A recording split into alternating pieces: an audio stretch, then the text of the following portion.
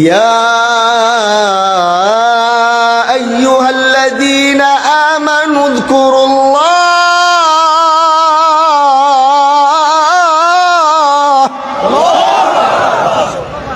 আল্লাহ পাকে আয়াতের মধ্যে ঈমানদারদেরকে ডাক দিয়েছেন। আল্লাহ এই জায়গায় চাইলে ইয়া আইয়ুহান নাস বলতে পারতেন। কোরআনে আল্লাহ দুই ভাবে বান্দাকে ডাক দিয়েছেন। এক হলো কখনো কখনো আল্লাহ বলে ইয়া আইয়ুহান নাস, আবার কখনো কখনো আল্লাহ বলে ইয়া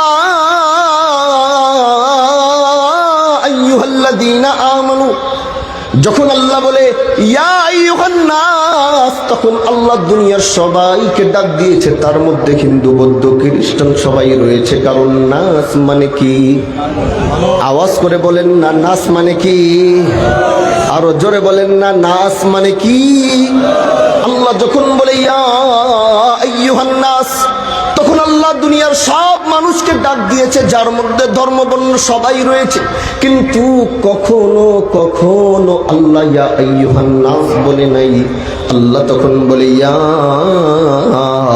আইয়ুহাল্লাযীনা আমানু, ইয়া আইয়ুহাল্লাযীনা আমানু।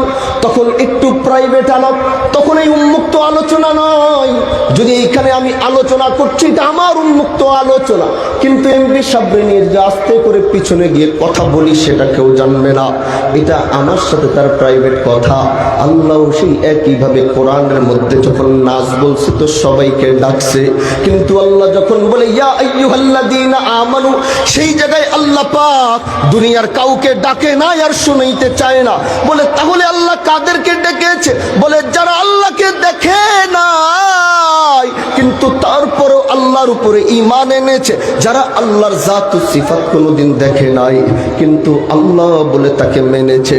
আমানতু বিল্লাহি ওয়া মালাইকাতিহি ওয়া কুতুবিহি ওয়া রুসুলিহি ওয়াল ইয়াউমিল আখির ওয়াল কদরি খাইরিহি ওয়া শাররিহি মিনাল্লাহি তাআলা ওয়াল বাতি বাদাল মাউত। যারা এক কার উপর ঈমান এনেছে? আওয়াজ করে বলেন না, কার উপর ঈমান এনেছে? এটাই মজমার আওয়াজ না, ঈমানের আওয়াজ দিয়ে।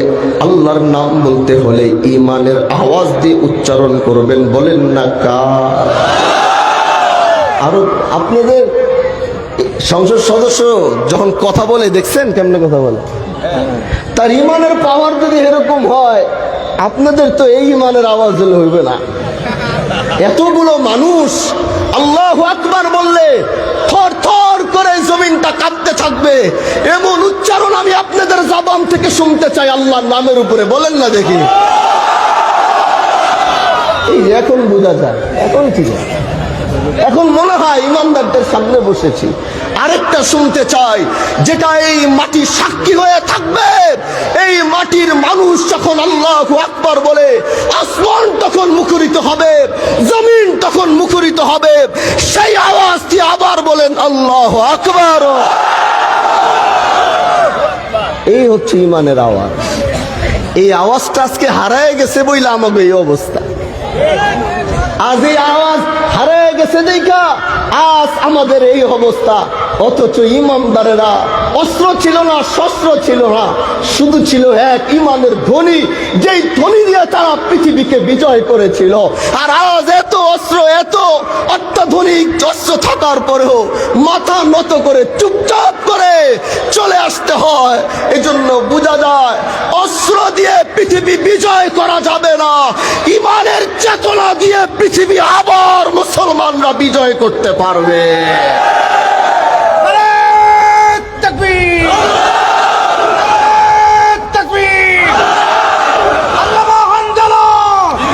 মেরে দোস্ত, মেরে আজিজো, এবার আল্লাহ বলে আমি কাউকে ডাকি নাই, আমি তোমাকে ডাকছি। তুমি কে জানো? তুমি হচ্ছ সেই বান্দা যে বলছো লা ইলাহা ইল্লাল্লাহ মুহাম্মাদুর রাসূলুল্লাহ। এ বান্দা, ইয়া আইয়ুহাল্লাযীনা আমানু যকুরুল্লাহ। আমি তোকে ডেকে বলছি, তুই কি করবি? আল্লাহকে স্মরণ কর, আল্লাহকে ডাক। বলে কেন আল্লাহ এই কথাটা ইয়া আইয়ুহান নাস বলে কেন বললো না? আল্লাহ কেন ইয়া আইয়ুহাল্লাযীনা আমানু দিয়ে বলল? কারণ আল্লাহ চায় ইমানদার বান্দারা দুনিয়া দিলে তো এমনি কষ্ট করে। আল্লাহ চায় এই ইমানদার বান্দাকে তাআল্লুক আল্লাহর সম্পর্ক যেন আল্লাহর সাথে তার তৈরি হয়। এই জন্য ইমানদারকে ডাক দিয়ে বলে উযকুরুল্লাহ। এতটুকু বলে তিনি থাইমা যাইতে পারতেন। তার প্রয়োজন নাই তোমার জিকির, তার প্রয়োজন নাই তোমার নামাজ, কিন্তু তারপরেও তিনি ডাক দিয়ে বলছে যিকরুন কাসীরা।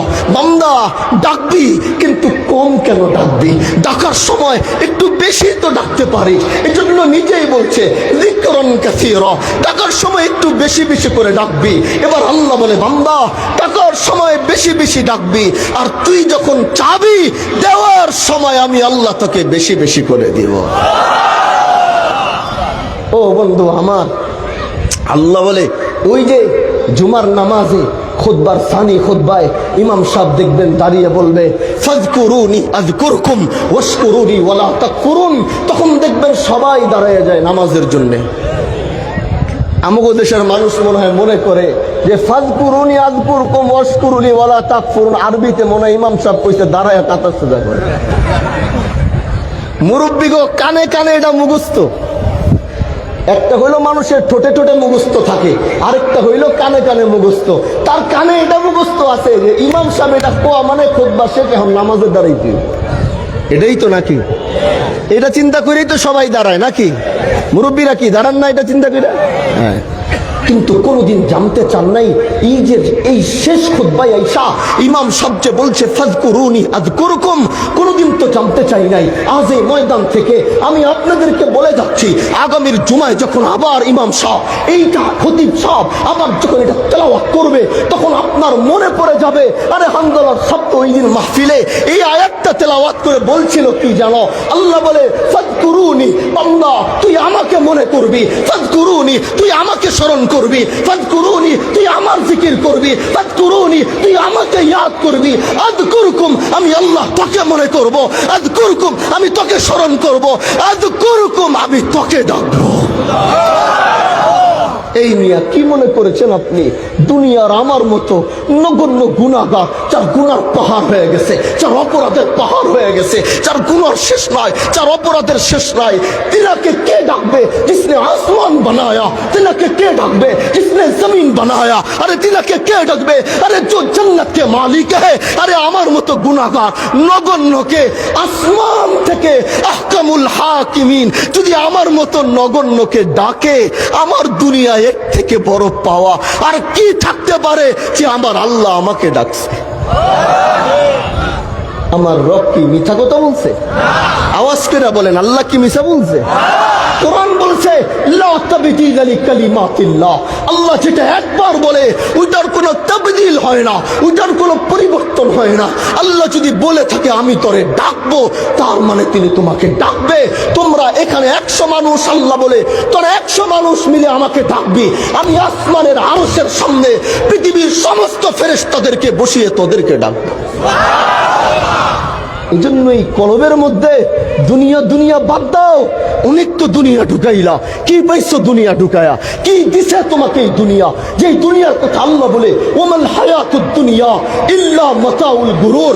আরে जिसने आसमान बनाया वो ये शिकायत करते हैं कि আল্লাহ নিজে বলতেছে যিনি পৃথিবীর মালিক, যে হায়াতের জিন্দেগি তোমাদেরকে দিলাম এটা ধোঁকা ছাড়া আর কিচ্ছু না। যদি উনি এই দুনিয়ার হায়াতের জিন্দেগি ধোঁকা বলে থাকে, তুমি কোন হায়াতের দুনিয়ার এই ধোঁকার মধ্যে কোন শান্তি তুমি তালাশ করছো?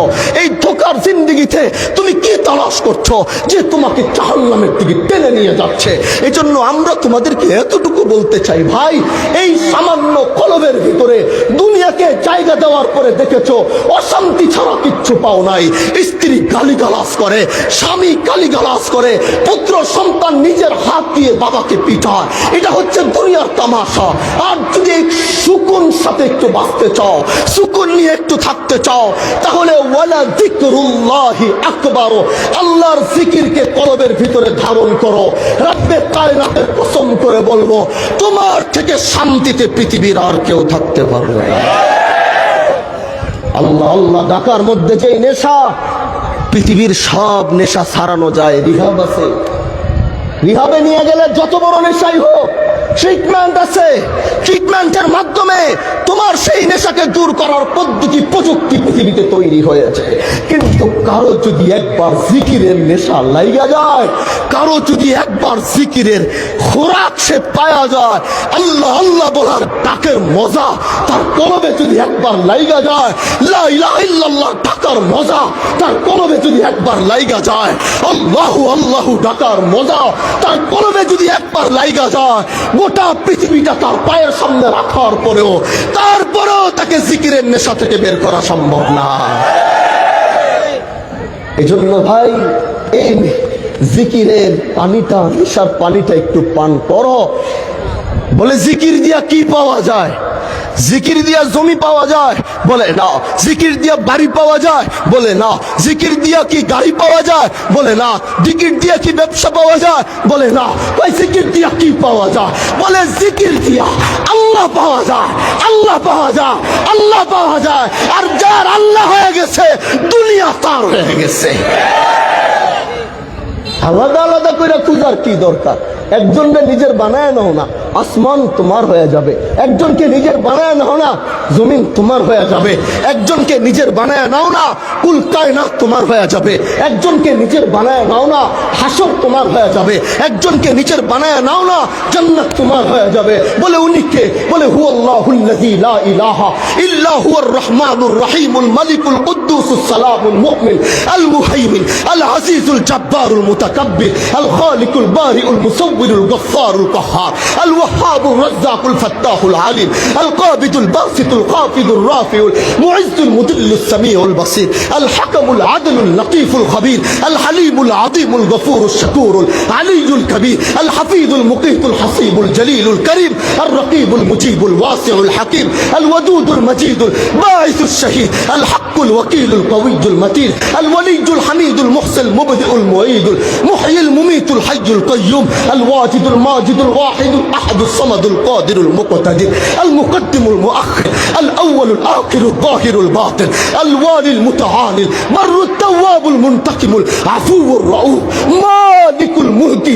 যুল জালালি ওয়াল ইকরাম আল মুকসিতুল জামিউল গনিয়্যুল মুগনিল মানিউদ দারুন নাফি আন নূরুল হাদিল বদিউল বাকিল ওয়ারিসুর রশিদুস সাবুর ওহি है तो मेरे अल्लाह।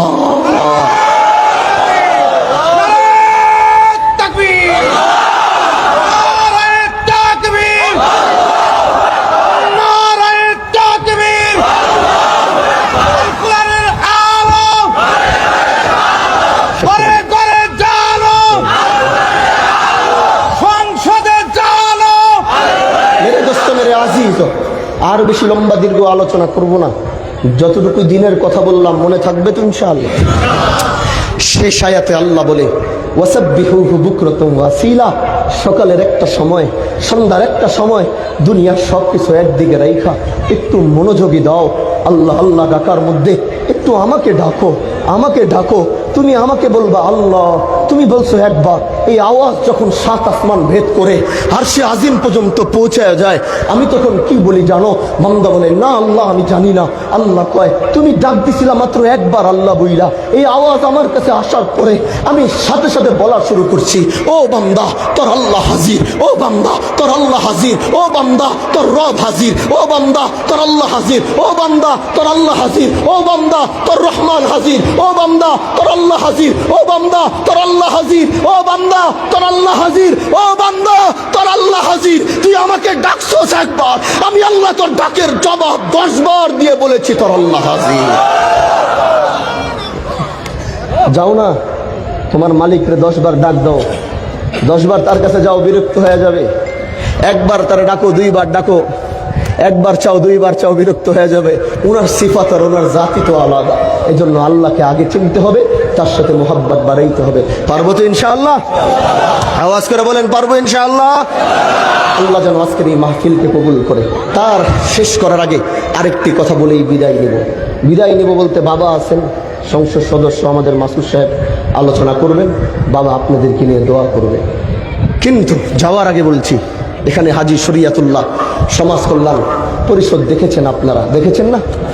এই সমাজ কল্যাণ পরিষদটা আমরা দিনের জন্য, ইসলামের জন্য, দেশের জন্য, দেশের মানুষের জন্য কাজ করার জন্য একটি সামাজিক মাধ্যম বানিয়েছি। যেটি কোনো রাজনৈতিক নয়, অরাজনৈতিক, যেটা সামাজিকভাবে দেশের জন্য মানুষের জন্য একটু কাজ করবে। ভাগ্যিস ভালো আজকে এমপি সাহেব আছে, তার পাশেই বলতেছি, নলেজে থাকলে তিনারও সহযোগিতা থাকলে তিনি আমাদের এটাকে আরও বিদ্যমান করার জন্য, এলাকার মানুষের কাছে পৌঁছে দেওয়ার জন্য সহযোগিতা চাইলে উনিও করতে পারবেন। এজন্য প্রিয় ভাইরা আমার, বাহাদুরপুরের মুহিব্বিনরা যারা আছেন তাদেরকে বলছি, আপনারা অনুরোধ করে বলছি, এই সংগঠনটাকে আপনাদের এই এলাকায় প্রত্যেকটা ওয়ার্ডে ওয়ার্ডে, প্রত্যেকটা গ্রামে গ্রামে, আপনাদের থানায় এটার একটি মজবুত আপনারা কমিটি করতে পারবেন না ইনশাআল্লাহ? বলেন পারবেন না ইনশাআল্লাহ?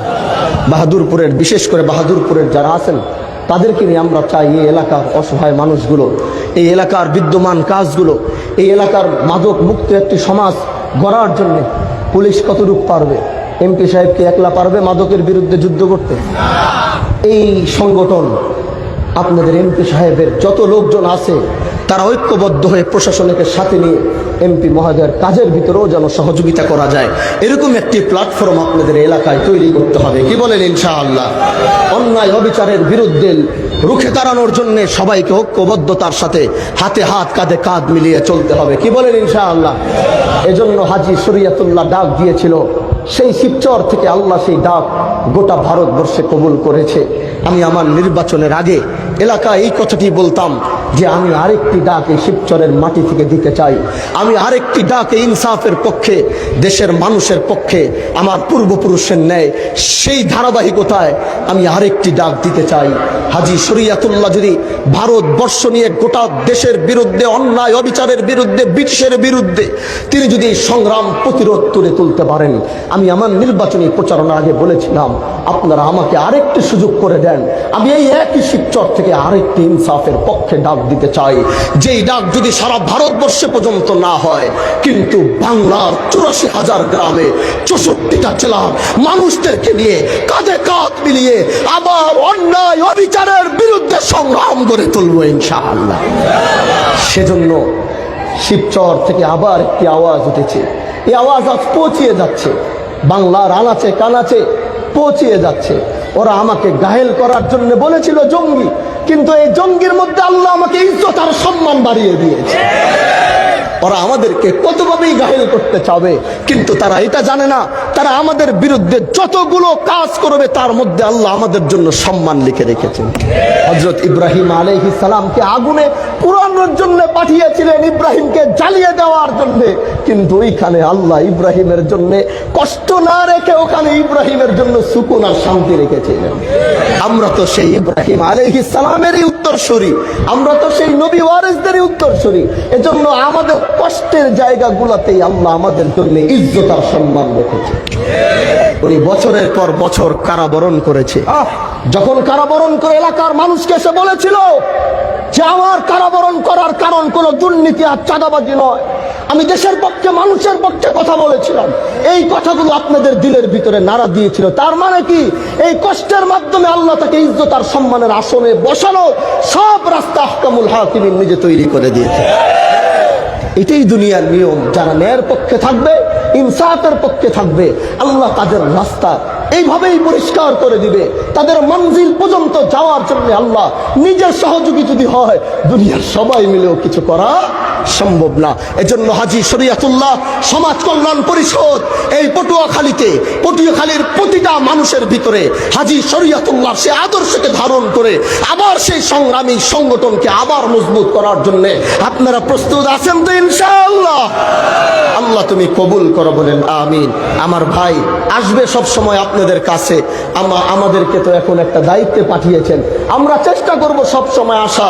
কোনোদিন না আসতে পারলে আমার ভাই আপনাদের কাছে আসবে, সফর করবে, আমাদেরকে যেভাবে ভালোবাসা দিচ্ছেন, মোহাব্বত দিচ্ছেন, হাজী শরীয়তুল্লাহর বংশের যে সন্তান আসবে তাকে একইভাবে রেসপেক্ট করবেন, সম্মান করবেন, ভালোবাসবেন। আল্লাহ আমাদের সবাইকে যেন ভালো রাখে। আর বেশি লম্বা কথা নয়, এত লম্বা সময় আমি আপনাকে বসিয়ে রেখে আন্তরিকভাবে আমি দুঃখিত।